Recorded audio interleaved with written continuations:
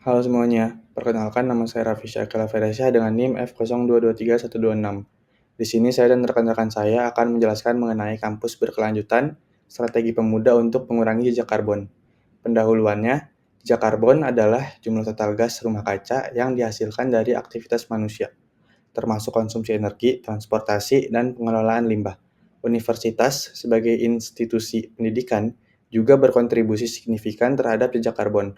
Kampus harus menjadi contoh dalam memimpin perubahan menuju keberlanjutan. Mengapa mengurangi jejak karbon di kampus penting?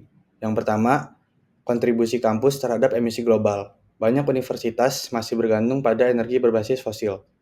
Kemudian, transportasi mahasiswa dan dosen menggunakan kendaraan pribadi yang meningkatkan emisi karbon. Yang kedua, krisis iklim yang mendesak. Perubahan iklim menyebabkan bencana alam seperti banjir dan kekeringan. Kemudian, pemanasan global memperburuk ekosistem dan memperlebar kesenjangan sosial. Halo, izinkan saya perkenalan diri. Nama saya Raden Mas Ormano Araswardana dengan NIM F02231117. Di slide kedua ini saya akan menjelaskan tentang tantangan perubahan iklim di kampus.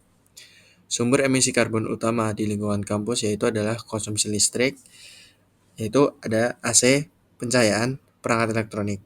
Kemudian dari transportasi mahasiswa dan dosen, dan serta pengelolaan limbah yang tidak efisien.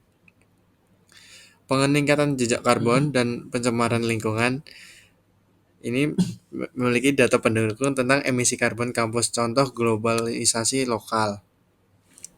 Di slide ketiga ini, saya akan menjelaskan tentang peran pemuda dalam tindakan iklim. Yang pertama ada di bidang edukasi, yaitu membuat program kesadaran lingkungan untuk mahasiswa baru, terus kemudian kampanye pengurangan jejak karbon seperti Hari Tanpa Plastik. Kemudian ada advokasi, yaitu mengajukan proposal kebijakan ramah lingkungan ke pihak universitas. Kemudian yang ketiga ada partisipasi, yaitu membentuk klub atau kelompok aksi iklim di kampus yang melakukan kegiatan seperti penanaman pohon atau proyek penghijauan di area kampus. Perkenalkan, nama saya Rafif Mahatmain Dastata dengan NIM F02231125. Di sini saya akan melanjutkan penjelasan dari rekan saya. Jadi pada slide ini kita akan membahas beberapa solusi kreatif untuk mewujudkan kampus ramah iklim yang lebih berkelanjutan. Langsung saja yang pertama, melalui green energy kampus. Langkah yang bisa dilakukan adalah memasang panel surya sebagai sumber energi alternatif. Selain itu, mengganti seluruh lampu di kampus dengan lampu LED hemat energi yang dapat mengurangi konsumsi listrik secara signifikan.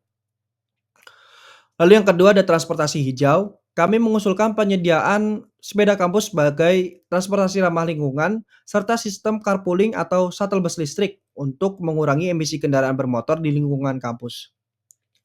Lalu yang terakhir ada pengelolaan limbah cerdas.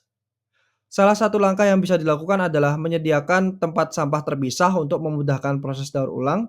Selain itu, aplikasi berbasis komunitas mahasiswa dapat membantu mengelola limbah dengan efektif melalui sistem pelaporan atau insentif bagi mahasiswa yang berpartisipasi aktif.